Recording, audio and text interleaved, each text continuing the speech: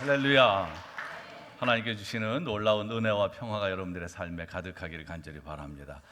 예배드리기 좋은 날입니다. 오늘 그죠? 아주 화창하죠? 이런 날은 놀러 가기 좋은 날이 아니고 예배드리기 좋은 날. 잘 오셨습니다.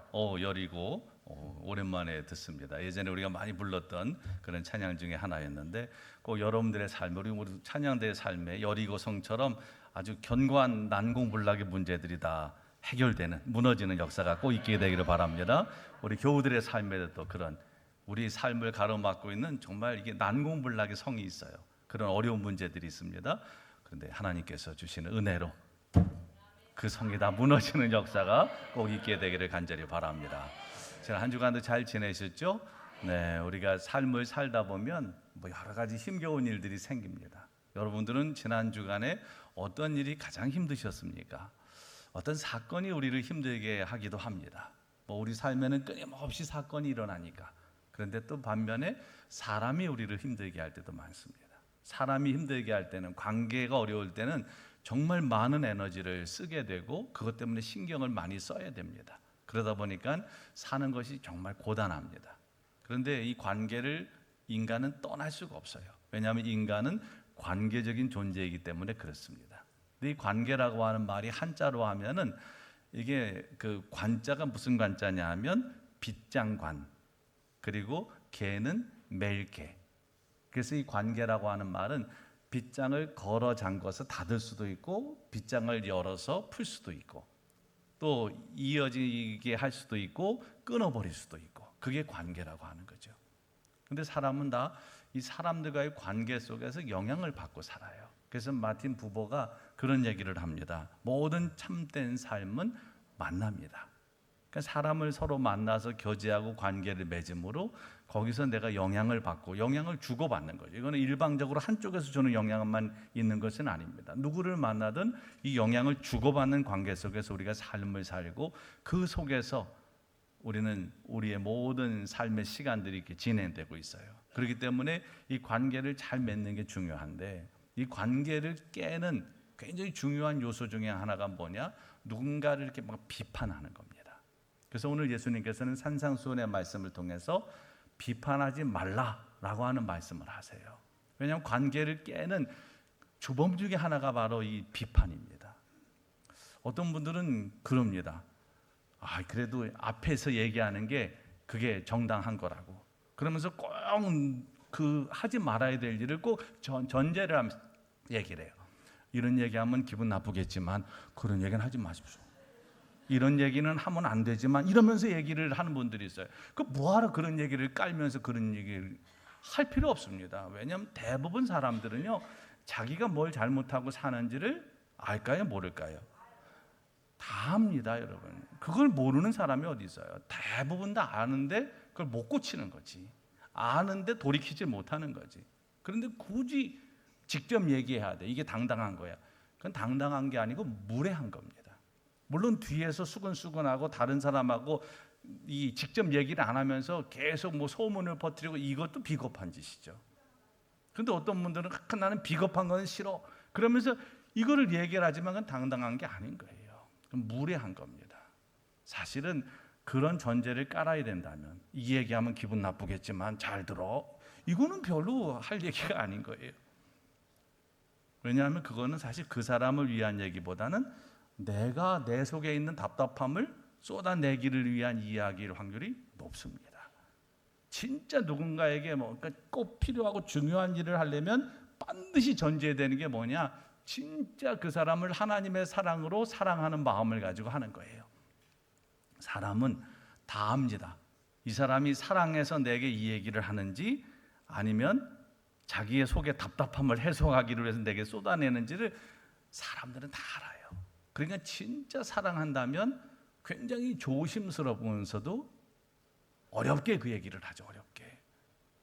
근데 가끔 보면 좀 무례한 분들은, 다른 사람들은 그래서 조심스럽게 얘기를 못 하는데 가만히 있어, 내가 얘기할게. 무슨 자기가 대장도 아니고 무슨 대장인 척하고 사람도 염장지는 그런 인간들이 있어요. 근데 그거는 여러분 굉장히 무례한 거예요. 그 사람이 대장이 아닙니다. 그게 자기가 잘난 척하고. 왜냐하면 그거는 다른 사람들이 왜 얘기를 안 하고 조심스러워 하겠어요. 그만큼 이게 관계를 깨지 않기를 위한 그런 굉장히 심사숙고를 하는 거죠. 그런데 거기다 대고 무례하게 막 그런 얘기를 쏟아붓게 되면 문제가 생겨요. 가장 큰 문제는 뭐냐? 결국은 누군가를 비판하는 게 내가 정당하다고 생각해서 하지만 그 비판을 내가 또 도로 받게 된다는 거예요. 그게 오늘 예수님의 산상수훈의 1절의 말씀입니다. 1절에 뭐라고 말씀해요? 한번 읽어보겠습니다. 시작. 비판을 받지 아니하려거든 비판하지 말라. 비판받는 거 좋으신가요? 안 좋아요. 이건 다 안 좋아합니다. 그러면 그 안 좋아하는 비판을 안 받으려면 어떻게 해야 돼? 내가 다른 사람을 비판하지 않으면 그 비판을 받지 않게 된다는 거예요. 오늘 1, 2절 말씀이 그런 겁니다. 이게 상호성의 원리입니다. 내가 누군가를 비판하게 되면 나도 또 그 비판을 도로 받게 된다는 거죠. 그렇기 때문에 그걸 하지 말라는 거예요. 2절에도 보면 너희가 비판하는 그 비판으로 너희가 비판을 받게 될 거고 너희가 헤아리는 그 헤아림으로 너희들이 헤아림을 받게 될 거다. 사실 우리들의 잣대는 굉장히 이중적입니다. 사람은 자기 자신에게 대해서는 굉장히 관대합니다. 근데 다른 사람에 대해서는 엄청 날카롭고 뭔가 틈이 없어요. 다른 사람에 대해서 엄격합니다. 그런데 이 얘기는 뭐냐 하면 내가 그렇게 적용한 이중잣대가 결국은 내게도 그대로 적용된다는 겁니다. 하나님이 그렇게 하실 수도 있고 사람들로부터 그런 거를 당할 수도 있다는 거예요. 그렇기 때문에 누군가를 비판하는 것은 아주 조심해야 된다는 겁니다. 여러분, 남을 비판하고 정죄하는 태도는 결국은 자기가 자신을 의롭다고 착각하는 데서 그런 행동이 와요. 자기가 의롭다고 생각하는 사람들이 다른 사람을 비판할 확률이 훨씬 높습니다. 그런데 세상에 의로운 사람이 있습니까? 없어요. 그렇기 때문에 우리는 우리 스스로가 의롭다 여기는 것 이 자체가 엄청난 착각이라고 하는 것을 기억하셔야 돼요. 오늘 예수님께서 이 말씀을 하신 것은 누구를 대상으로 했냐면 당시에 나는 하나님의 사람이야. 나는 하나님의 법을 잘 지키고 있어. 나는 정말 좋은 신앙이냐라고 자부했던 그런 바리새인들, 서기관들을 향한 경고의 말씀으로 이 말씀을 하셨어요. 왜 이게 문제냐 하면 나는 신앙생활을 잘하는 사람이야, 하나님 뜻대로 말씀대로 법대로 사는 사람이야 라고 자부하는 사람들은 그렇지 않게 보이는 사람들, 자기들의 기준입니다. 그렇지 않게 보이는 사람들을 향해서 정죄할 수 있고 그들을 판단할 수 있고 비판할 수 있기 때문에 이거는 굉장히 위험한 거라는 거예요. 여러분, 사람들은 자기의 기준이 있어요. 그런데 그 기준에 못 미치는 누군가를 발견하게 되면 그것 때문에 굉장히 마음에 불편함을 갖습니다. 그리고 자꾸 내 기준에 맞추려고 그 사람에게 계속 이런 비판적인 언행을 할 수가 있어요. 그런데 우리의 기준이라고 하는 건 그럼 이게 절대적이냐는 거죠. 그렇지 않다는 겁니다. 우리의 기준이라고 하는 건 절대적일 수가 없어요. 그럼에도 불구하고 자기의 기준에 맞지 않는 사람들을 향해서 이렇게 비판을 하고 그들을 정죄하고 판단을 하는 것, 이건 옳지 않다는 겁니다. 당시 바리새인과 서기관들이 그랬어요. 그렇지 않은 자기들의 기준에 못 미친다고 생각하는 사람들에 대해서 멸시하고 때로는 그들을 정죄하고 심판했습니다. 그런데 여러분, 정죄와 심판은 우리의 몫이 아닙니다. 이거는 최종적으로 하나님께서도 모든 심판은 제일 끝에 두셨잖아요. 중간에 심판하지 않으세요. 우리가 지금 이 땅을 사는 동안 하나님께서 지금 심판하지 않으십니다. 항상 심판은 제일 끝에 있는 거예요. 그리고 이건 하나님이 하실 수 있는 겁니다. 그런데 이걸 인간이 하겠다고 덤비는 거는 이거는 옳은 행위가 아니라는 겁니다. 그리고 우리가 살다 보면 진짜 그런 사람을 만나요. 유독 정말 나한테 대해서 아주 도끼를 품고 막 이렇게 공격하고 비판하고 좀 정도가 지나칠 정도로 그런 사람들이 있어요. 우리 주변에. 이 사람 왜 이러지? 이럴 일은 아닌데 라고 생각되는데 그렇게 하는 사람들이 있죠. 대부분 그런 사람들은요, 다 그런 건 아니지만 그런 사람들의 공통적인 특징은 뭐냐? 그 속에 엄청난 상처를 안고 있는 사람들, 아니면 나에 대해서 굉장히 열등감을 느끼는 사람일 확률이 높습니다. 그러니까 혹시 그런 사람을 만나게 되거들랑 아유, 이 인간 마음에 상처가 많구나, 그렇게 생각하시면 돼요. 또 하나는 이 사람이 나한테 열등감이 있구나, 이렇게 생각하면 돼요. 여러분보다 뭐 잘났든 뭐든 상관없어요. 그 사람이 그러는 행위 자체가 뭐냐? 그 속에 상처나 열등감이 있으면 지나칠 정도로 누군가를 비판하게 되고, 특히 나에 대해서 지나칠 정도로 뭔가 악한 마음을 가지고 이렇게 덤벼드는 사람들이 있을 수 있어요. 이거는 다 그렇게 생각하면 돼. 불쌍히 여기시면 돼. 아, 저 사람 뭔가 마음에 상처가 있구나. 저 사람 나에 대해서 열등감을 갖고 저러는구나 라고 생각하면 좀 가엾어 보이죠. 가엾어 보이면 그러든 말든 좀 신경을 덜 쓰게 돼요. 그거 막 신경 쓰다 보면 막 상처가 되고, 그것 때문에 막 잠도 못 자고, 그것 때문에 굉장히 어려울 수 있어요. 근데 그렇게 생각하세요. 상처가 있구나, 저 사람이 뭔가 내게 열등감을 갖고 있구나, 이렇게 생각하면 좀 그걸 품을 수가 있어요. 근데 오늘 말씀에 보면 그렇게 누군가에 대해서 막 악의적으로 비판을 하고 또 자기의 기준에 따라서 막 사람들을 정죄하고 판단하는 사람들, 이런 사람들의 이 잘못된 게 뭐냐? 자기 스스로를 돌아보는 노력은 안 한다는 거예요. 그게 오늘 3절 4절의 말씀입니다. 자, 3절의 말씀에 보면 굉장히 유명한 비유가 나와요. 어찌하여 형제의 눈 속에 있는 티는 보고 내 눈 속에 있는 들보는 깨닫지 못하느냐. 이게 티와 들보의 비유는 굉장히 과장된 비유입니다. 이거는 엄청나게 대비가 될 수 없는 거예요, 여러분. 들보가 뭔지 아세요? 들보? 그렇죠. 우리 권사님이 역시 건축하는 남편을 이렇게 대들보, 그럼 여러분들이 이해가 가게. 대들보, 그죠? 대들보는 주로 우리 집안의 대들보다, 우리 나라의 대들보다 이렇게 얘기하는데, 이 대들보는 뭐냐? 들보라고 하는 거는 집을 세울 때 그 큰 중심을 이루는 기둥의 그 위에 보입니다. 그 위에 가로로 놓인 보예요. 이게 이제 들보입니다. 이게 큰 거는 대들보라고 하는 거죠. 그러니까 이건 뭘 역할을 하냐면 지붕을 떠받치는 역할을 한다든지 이런 굉장히 중요한 역할을 하는 거예요. 그러니까 들보라고 하는 거는 굉장히 큰 나무입니다. 그럼 티는 뭐냐? 티는 그 나무에 있는 어떤 상처나 그 나무에 있는 어떤 나무에서 나온 어떤 그런 어떤 그 부스러기 같은, 이게 바로 티입니다. 그러니까 티도 안 나는 거죠. 이건 티도 안 나는 거예요. 이 티는 진짜 티도 안 나는 거예요. 그런데 들보와 티를 비교해서 지금 설명을 하시는 겁니다. 그러니까 이 비유는 굉장히 과장된 비유예요. 비유가 성립될 수 없는 거죠. 어떻게 그 비유가 되겠습니까? 그러나 우리가 실제로 그러고 있다는 거예요. 내 눈에는 들보가 있어요.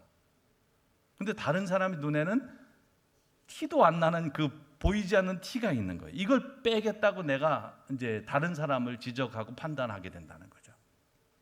근데 오늘 예수님께서 뭘 얘기합니까? 이걸 왜 너희들이 깨닫지 못하느냐? 그러면서 4절에 보면 보라, 내 눈 속에 들보가 있는데 어찌하여 형제에게 말하기를 나로 내 눈 속에 있는 티를 빼게 하라 하겠느냐? 자기 눈에 있는 들보는 보지 못하면서 다른 사람의 눈에 있는 티를 빼겠다고 달려드는 이 사람들이 얼마나 어리석은지를 얘기하시는 거죠. 이건 곧 늘 자기를 성찰하는 사람들은 자기 눈에 들보를 보기 때문에 다른 사람의 티를 빼겠다고 그런 행동을 할 수 없다는 거예요. 자기 성찰이 그래서 굉장히 중요한 겁니다. 나를 돌아보게 되면 내가 얼마나 허물이 많은지, 내가 얼마나 부족함이 많은지를 우리는 깨닫게 돼요.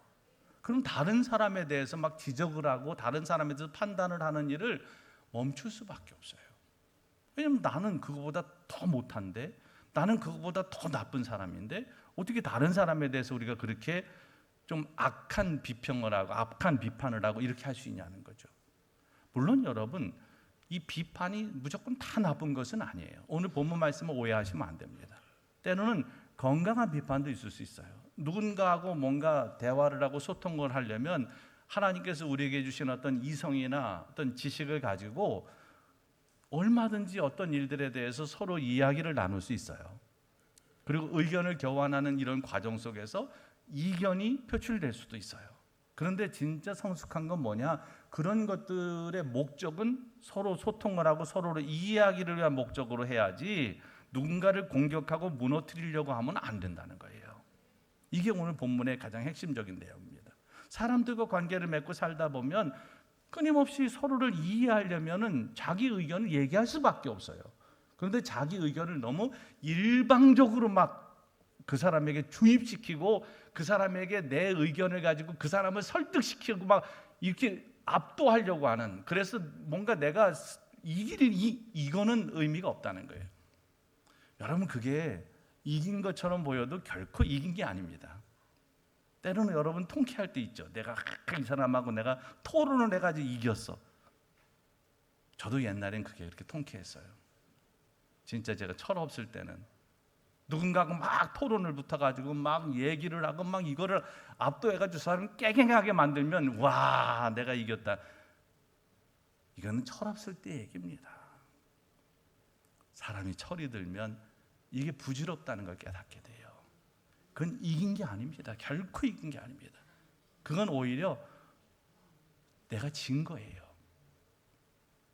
근데 그걸 하지 말라는 겁니다. 그러니까 비판하지 말라는 건 아예 그런 어떤 논쟁이나 이런 걸 전혀 하지 말라는 게 아니고 악의적인 그런 것들을 하지 말라는 거예요. 누군가를 넘어뜨리려고 하는 이런 것들을, 그런 의도를 가지고는 하지 말라는 겁니다. 왜?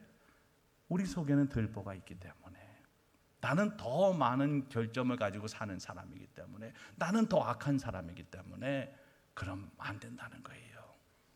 여러분, 자신의 눈에 들보가 보이는 사람들은 다른 사람의 눈에 티를 빼겠다고 그렇게 악착같이 악랄하게 달려들지 않아요. 여러분 주변에 너무 악의적으로 여러분들을 공격해야 되는 그 인간은 자기 눈에 들보를 못 봐서 그래요. 불쌍히 여기시고 기도하세요. 하나님, 저 눈에 들보를 먼저 보게 해 주옵소서. 그냥 긍휼의 마음을 가지고 그렇게 기도하시는 게 더 너무 속상해하는 것보다. 그러면 그런 것들을 통해서 여러분이 이렇게 점점 이 존재가 커지게 돼요. 기도는요, 여러분, 꼭 해결을 하기를 위해서 기도하는 게 아니에요. 우리는 기도 그러면 주로 뭘 생각해요? 응답. 응답은 이꼴 뭐예요? 해결. 대부분 우리는 그런 도식을 갖고 있어요. 그거 아닙니다, 여러분. 물론 그것도 틀리지는 않아요. 기도하면 하나님이 응답해 주십니다. 그렇죠?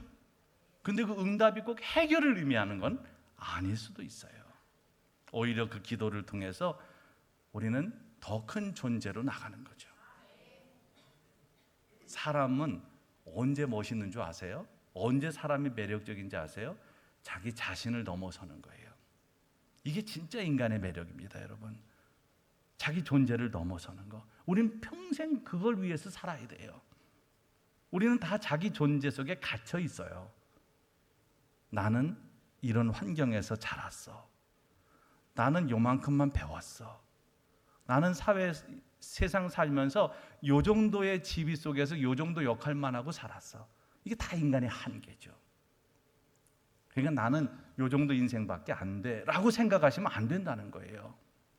왜냐하면 우리 인간은 흙으로 지음받은 연약한 존재지만 우리는 하나님의 형상을 따라 지음받은, 할렐루야, 하나님의 형상을 따라 지음받은 사람들이에요.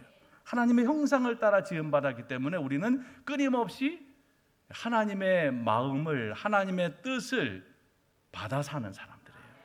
그러려면 여러분들이 늘 하나님을 바라보고 사셔야 돼요. 그럼 여러분들의 존재를 넘어설 수 있어요.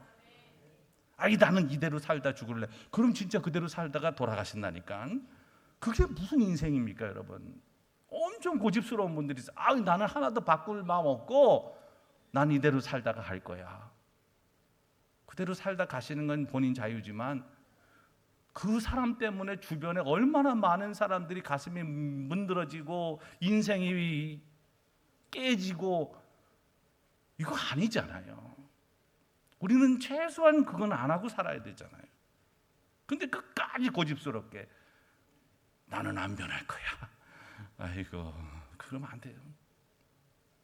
자신은 그러고 살다가 가시면 되는지 모르지만 주변 사람들은 그것 때문에 다 마음이 깨지고 상처가 생기고, 그건 누가 책임질 겁니까? 그거는. 그러니까 그러면 안 돼요. 우리는 우리 스스로가 자신을 돌아보고 성찰하면서 더 나은 존재가 되기를 위해서 끊임없이 우리 노력감만 가지고는 안 되니까 하나님을 바라보셔야 돼요. 그러면 여러분들의 존재가 고양됩니다. 더 나은 존재로 끊임없이 발전해 가는 거. 이게 없다 그러면은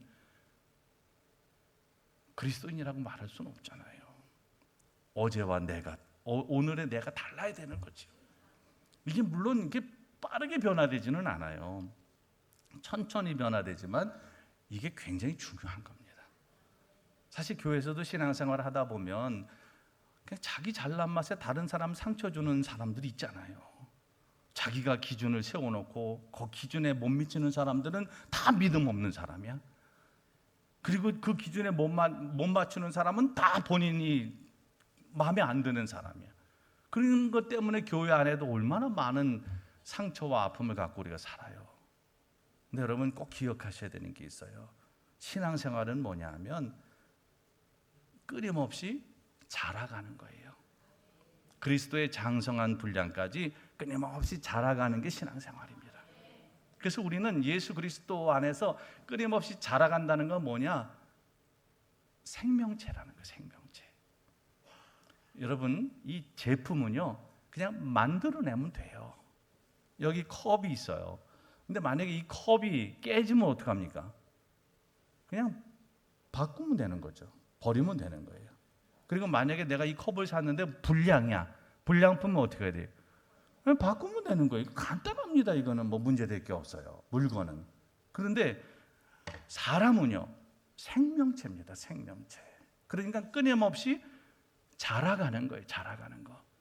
그래서 우리는 태어나서 끊임없이 성장하는 과정을 겪고 있는 거죠.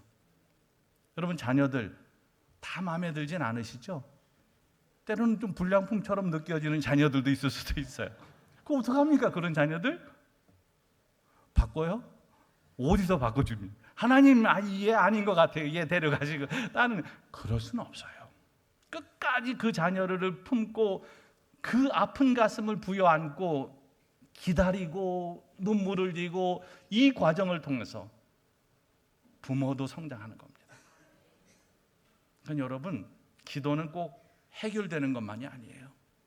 그 기도하면서 내가 변하죠. 내가 아이들을 품고 기도할 때 눈물이 왜 나오세요? 사랑하기 때문에도 나오지만요 정말 얘 어떡하지? 하나님 얘 어떡합니까? 이것 때문에 눈물 나올 때가 많아요. 답답하기도 하고 얘가 뭐가 부족해서 얘가 일어나 이해가 안 될 때도 있어요. 근데 왜 그 자녀를 못 바꿉니까? 내 자녀니까, 그리고 생명체니까. 아이들이 어렸을 때 미숙한 게 많죠. 불량품처럼 보일 때도 있죠, 애들을. 그러면 대부분 어린아이가 실수하거나 어린아이가 잘못하면 얘 불량이네 이렇게 말하지 않아요. 뭐라고 얘기합니까? 아직 어려서 그래. 이렇게 얘기해요. 아직 어려서 그래. 어린 거로 그게 이제 이해가 되는 거예요. 근데 신앙생활도 마찬가지라는 겁니다, 여러분. 교회 안에도 보면 이제 막 태어나서 신앙생활을 이제 시작하는 어린아이 같은 성도들도 있어요. 훌쩍 자라가지고 성숙한 성도들도 있지만 어린아이 같은 성도들도 있거든요. 그럼 어린아이 같은 성도들은 뭐 하면 돼요? 기다려주면 되는 거죠. 아직 어려서 그래. 아직 신앙이 어려서 그래. 이렇게 생각하시면 그 행동이 그렇게 밉상이나 그 행동이 그렇게 마음에 걸리지 않을 수 있어요. 마음에 안 드는 분들 있으시죠? 있어요, 교회 안에는. 아유, 왜 저 사람은 우리 교회에 나오지? 저도 그런 마음이 들 때가 있다니까. 죄송하지만 저분은 왜 그 많은 교회 중에 우리 교회 와가지고 이렇게 속을 썩이지? 왜 저분은 떠나지도 않고 저렇게 끝까지 저렇게 있지? 그게 물론 제가 힘든 것도 있지만 우리 교인들한테 자꾸 상처를 주고 아픔을 주고 자꾸 문제를 일으킬 때 그래요. 물론 저야 괜찮아요. 벌써 제가 목회를 지금 34년 5년째 하고 있으니까 이제는 웬만한 거는 다 괜찮습니다. 근데 교인들에게 상처를 주고 교인들의 삶을 힘들게 하면 그걸 정말 못 견디겠어요. 어떤 때는. 왜 저럴까 저 양반은? 왜 우리 교회에 계속 있을까? 왜 계속 있겠어요? 교회는 여러분 결코 사람을 선별해서 받을 수가 없는 곳이에요. 공통분모라는 게 사실 없습니다. 이게 건강한 교회예요. 예전의 교회들 중에는 그런 교회가 있었어요. 이북에서 피난 온 분들이 모인 교회. 저 중국 어디 가면 있죠. 또 강남의 엘리트들이 모이는 교회. 뭐 아니면 청년들만 열심히 모이는 교회. 이게 여러분 교회 부흥에는 도움이 되지만 사실 성경적으로 보면 그 교회는 건강한 교회는 아니에요. 왜냐하면 뭔가 공동분모가 있으면 결집력도 생기고 목회하기는 훨씬 쉽습니다. 이게 그렇지 않겠어요? 아니 동질성이 있잖아. 사람들이 공통분모가 있으면 훨씬 쉬워요. 그런데 우리 교회처럼 이렇게 다양한 여러분 공통분모 뭐 있어 한번 대보세요. 고향이 다 같으세요? 아니죠. 다 같은 학교 출신이에요? 아니죠. 생활 수준이 다 같아요? 아니죠. 다 마포 구민입니까? 아니죠. 아니 뭐 공통점이 있어? 공통점이 진짜 하나도 없어요. 우리는. 근데 왜 우리가 이렇게 모여 있어요? 이게 하나님께서 우리를 이곳에 있게 하신 거예요. 할렐루야. 여러분이 임의로 열린 교회에 계신 거 아닙니다. 절대로 여러분의 의지로 여기에 있을 수는 없어요. 하나님께서 한 분 한 분을 여기에 있게 하신 거예요. 왜 그러셨는지는 하나님의 계획이세요. 그건 하나님의 절대적인 계획입니다. 그건 여러분들이 뭐 떠나셔도 어쩔 수 없어요. 그건 여러분들의 결정일 수도 있지만 그건 하나님의 또 계획일 수도 있으니까. 그래서 교회는 오는 사람 못 막고 가는 사람 못 잡는 곳이에요. 이러니 여러분 제가 얼마나 힘들겠습니까? 좀 불쌍히 여겨주세요. 오는 사람 못 막는 거 이거 얼마나 힘든 건지 아십니까? 제가 아까도 말씀드렸지만 저분은 딴 교회 가면 좋겠는데 왜 우리 교회 등록을 하지? 이런 분들도 왜 없겠어요? 또 이분은 이렇게 우리 교회에서 은혜를 받았는데 왜 떠나지? 이런 분들이 왜 없겠습니까? 근데 그거를 막을 수 없고 잡을 수 없는 무슨 힘이 있어? 제가 이게 참 하나님 참. 그래도 감사한 거는 기도 응답을 많이 해주시는 것 때문에 그나마 이제 그냥 이게 교회는 그런 곳이라는 거죠. 그러다 보니까 마음에 안 드는 분, 또 여러분들이 힘들게 하는 사람들이 여기 존재합니다. 그럼 어떻게 해야 되느냐? 그런 분들 때문에 계속 상처를 입고 그것 때문에 교회를 떠나야 되나 말아야 되나 고민을 해야 되냐? 그거 아니라는 거예요. 여기서 여러분들이 여러분의 자리를 잘 지켜나가는 거. 그러면서 때를 기다리는 거죠. 아까도 말씀드린 생명은 자라는 거기 때문에 그분들도 언젠가는 분명히 성장을 할 거예요. 저는 여러분들을 오랫동안 봤잖아요. 지금 벌써 23, 4년을 봤잖아요. 그동안 여러분들이 얼마나 변했는지 아세요? 여러분도 그러실 거예요. 목사님도 처음 올 때보다 훨씬 변하셨어요. 좋게 변하는 거죠. 좋게. 이 과정이 필요한 거죠. 그래서 신앙생활은 반드시 과정을 인정해야 됩니다. 과정을. 다 우리는 지금 과정 속에 있어요. 그리스도의 장성한 분량까지 쭉 자라가야 되는 생명체이기 때문에 이 생명체를 이해하셔야 돼요. 그래야지 교회를 이해할 수 있는 거예요. 그리고 기다려줄 수 있는 겁니다. 그리고 여러분의 자리를 잘 지키는 거, 이게 진짜 능력이에요. 그 자리를 잘 지키는 거. 때로는 누가 나를 흔들어도, 때로는 뭔가 교회에서 문제를 일으키는 사람들이 있어도 그 잘라낼 수 없어요. 그러니까 내가 잘 견디면서 그 사람들이 회복될 때까지 기다려주는 거죠. 자, 여러분들이 뭘 하다가 팔이 부러졌어요. 팔이 부러지면 어떡합니까? 잘라버려야지. 이거 왜 부러진 팔을 왜 달고 있어, 그지? 그죠? 이거 잘라버려야지. 팔이 부러졌는데 이거 어디다 쓰겠어요? 이걸 잘라버리는 사람이 어디 있어요? 어떡합니까? 병원 가가지고 치료받고 이 부러진 뼈를 잘 붙이고 힘을 받든지 그러고 그 무거운 깁스를 하죠. 그러면 팔이 깁스하고 깁스한 채로 자기가 알아서 다닙니까? 팔 깁스해보신 분, 팔을 어디다가 붙들어 매요? 그렇지, 목에다 붙들어 매지. 이렇게 해가지고 이걸 굳이 목에다 또, 이 목은 이 머리 지탱하는 것도 얼마나 힘듭니까 이거. 이걸 지탱하는 머리 무게가 얼마나 커요. 근데 아니 팔이 지가 부러졌는데 이 팔이 회복되기까지 한 달이 넘게 이것도 기부스해가지고 이 무거워진 팔을 목에 걸고 있어야 되는 거죠. 자, 목 입장에서 생각해 보세요. 이게 보통 이게 성가신 게 아닌 거죠. 내가 왜 얘를 이걸 왜 나한테 붙들어 매가지고 내가 이 고생을 해야 돼? 이렇게 생각할 수 있잖아요. 근데 여러분 목이 한 번이라도 그런 적이 있어요? 없습니다. 왜 그래요? 내 몸이니까. 한 몸이니까 그냥 그거를 견뎌내는 거죠. 그리고 왜 견뎌냅니까? 회복될 가능성이 있으니까. 회복을 기다리는 거죠. 저는 사실 이해가 안 되는 게 물건 같으면은 아니 뭐 이해가 안 되는 게 아니에요. 물건 같으면은 그냥 본드로 붙이면 됩니다. 근데 여러분 뼈 부러진 거는 아무리 의학이 발달해도요. 뼈 부러진 거 본드로 붙이는 거 보셨어요?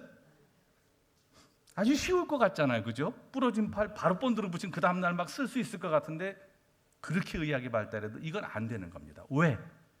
생명이니까. 이건 제품이 아니고 생명이니까. 그러니까 생명은 뭐냐? 기다려주는 과정이 필요한 거예요. 회복하는데. 교회 안에서 혹시라도 진짜 마음에 안 드는 사람이 있어요. 기다려주세요. 언젠가 변화되겠지 라고 기다려주세요. 또 혹시라도 떠나서 안 오는 분들 있잖아요. 그분들은 다 이유를 댑니다. 아무개 때문에 내가 안 가는 겁니다. 거기에 또 뭐 목사님 때문에 안 가는 거. 아유 참 마음이 너무 힘들어. 그럴 때는 또 네, 그런 분들은 다 또 이유를 댈 수밖에 없어요. 사람은. 왜냐하면 다 자기 책임은 안 지려고 하거든. 다 이유가 있대. 그럼 어떻게 해야 돼요? 그 말도 안 되는 이유도 우리는 그냥 그래 알았어. 우리는 기다리고 있으니까 언제든지 와. 그러고 있어야 되는 거죠. 그래서 이제 한몸 예배주의를 이른 양 찾기만 하는 거죠. 이름을 붙여놓고 이분들이 오든 안 오든 우리가 할 역할은 뭐예요? 내 자리를 잘 지키면서 기다려주는 거죠. 여러분 팔이 부러졌을 때는요 다리라도 건강해야 돼요. 다리가 부러졌을 때는 목발이라도 하려면 팔이라도 건강해야 돼. 근데 다리 부러졌다고 몸 전체가 다 병들어가지고 시청되면 어떻게 됩니까? 회복도 안 되고 그냥 그대로 죽는 거예요. 교회도 마찬가지예요. 다리가 부러졌으면은 팔이 튼튼하게 목발에도 집을 수 있도록 자기 역할을 감당해야 돼요.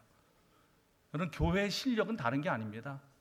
여러분이 끝까지 여러분의 자리를 지키시는 거. 이게 교회의 실력이에요.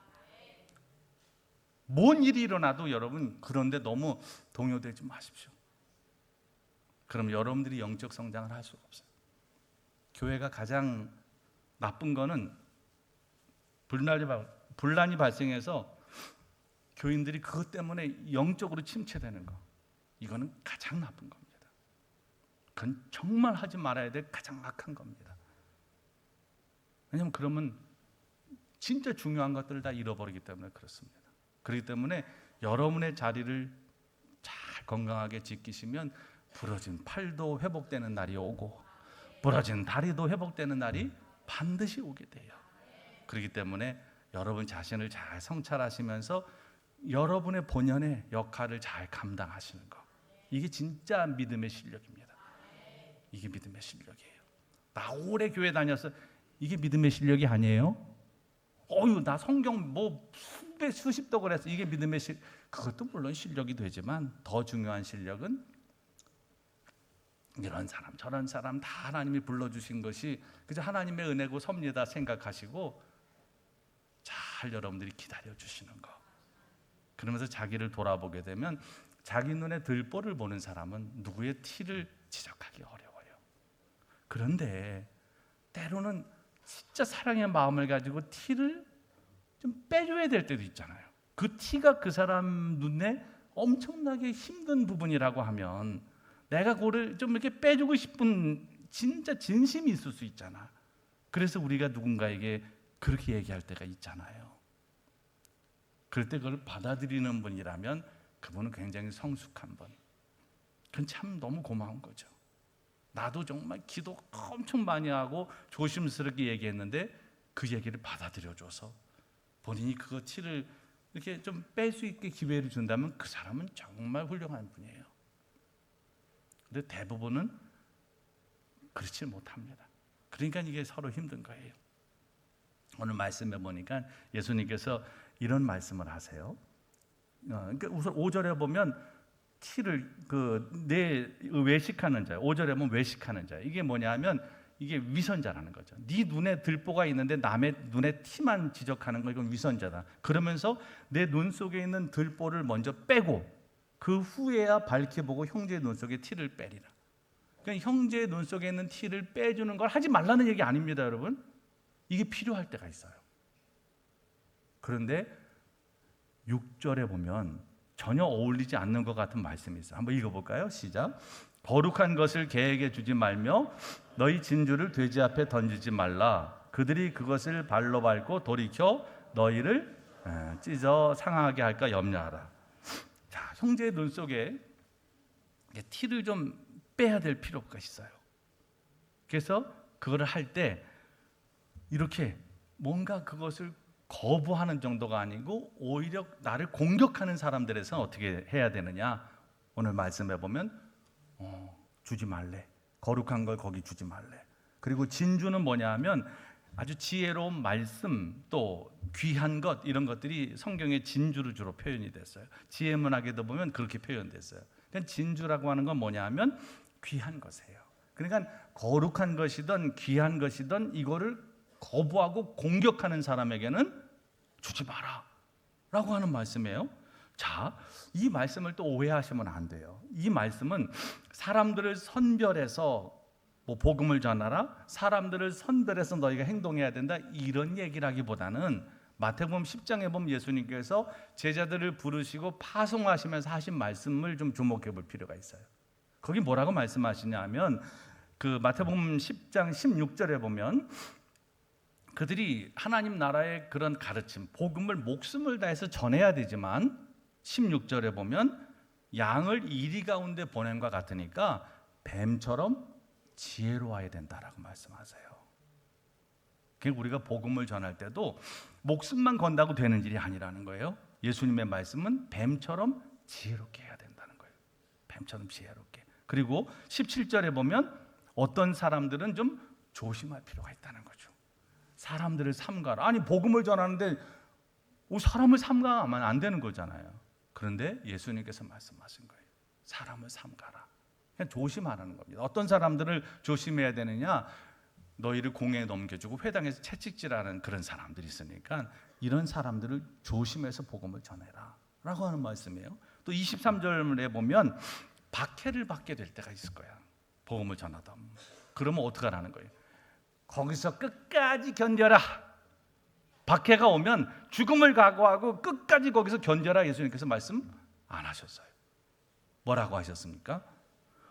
피하라는 거죠. 박해가 오거든 다른 논나로 피해라. 이게 예수님께서 복음을 전하는 제자들에게 당부하신 말씀이에요. 그러니까 이 말씀과 오늘 이 6절의 말씀을 좀 연결을 한다면 우리가 진짜 그 사람을 생각해서 저 티 때문에 저 사람이 너무 힘든데 저 티를 좀 빼줘야 되겠다. 내 눈에 들보를 제거한 사람이 그렇게 할 때 이거를 받아들이면은 너무 감사한 거죠. 근데 만약에 안 받아들이고 나를 공격한다 그러면 뱀처럼 지혜롭게 하고 그 다음에 그걸 좀 피할 필요가 있어요. 그런 사람들도 있다는 거, 피해야 될 사람들도 있다는 걸 말씀하는 겁니다. 그러니까 분별력을 좀 갖고 행동하라는 거예요. 왜냐하면 어떤 때는 나는 진짜 선의를 가지고 했어요. 사랑의 마음을 가지고 했어요. 그런데 상대방이 전혀 그거를 받아들이지 않을 뿐만 아니라 그것 때문에 나를 공격해서 그때 받는 상처는 더 크죠. 왜냐하면 내가 답답하고 못 견뎌서 하는 말은 내 성질 못 이겨서 하는 거니까 상대방의 반응이 뭐가 와도 그렇게 크게 상처받을 건 없어요. 근데 나도 고민하고 기도하고 정말 심사숙고해서 얘기했는데 이게 사랑으로 한 얘기를 악한 것으로 공격으로 받아들이는 분들은 정말 우리를 힘들게 합니다. 그렇기 때문에 잘 분별하라는 거예요. 그리고 그때도 잊지 말아야 될 건 뭐냐? 이 사랑으로 행하는 모든 것들이 다 그렇게 낭만적이지만은 않다는 거예요. 우리는 사랑 그러면 굉장히 낭만적인 걸 생각합니다. 내가 사랑으로 선의로 하면 상대방도 다 그렇게 받아주겠지. 그렇지 않아요, 세상은. 그렇기 때문에 사랑의 첫 번째 관문, 사랑으로 들어서기를 해서 가장 우리가 넘어서야 되는 건 뭐냐? 오래 참는 거, 무례히 행하지 않는 거, 그리고 성내지 않는 거예요. 이 문을 넘어가지 않으면 사랑의 과정을 갈 수가 없어요.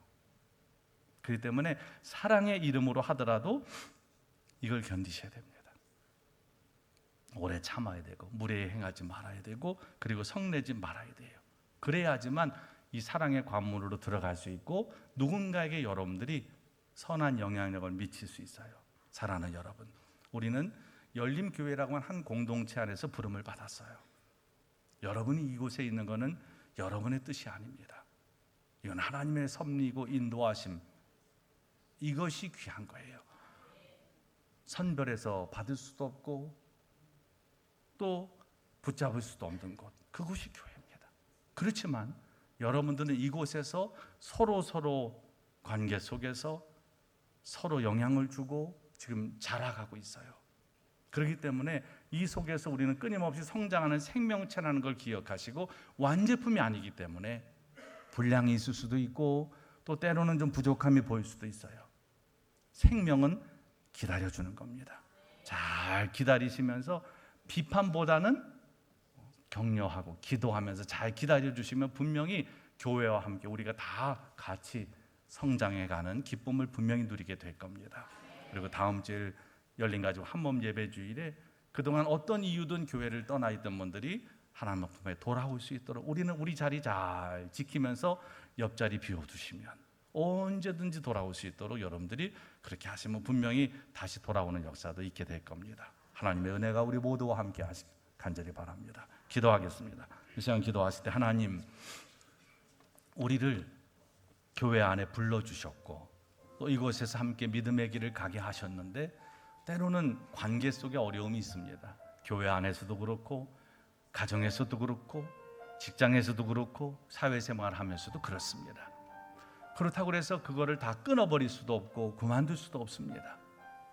그 속에서 자신의 자리를 잘 지켜나가는 힘들지만 견딜 수 있는 실력을 우리에게 주시고, 또 조직이 흔들릴 때 뭔가 문제가 생길 때 그때 나 한 사람이라도 건강하게 자리를 잘 지켜서 회복될 때까지 내 역할 잘 감당할 수 있는 우리들 되게 해달라고 기도하시고, 또 혹시라도 누군가 여러분들을 너무 악의적으로 비판하고 그래서 마음에 상처가 있었다면 하나님 오늘 이 시간 다 씻어주시고 진심으로 그런 사람들을 긍휼히 여기고 품을 수 있는 마음도 주시고, 또 우리가 다른 사람에 대해서도 정말 사랑을 가지고 그렇게 행동할 수 있는 마음 주옵소서.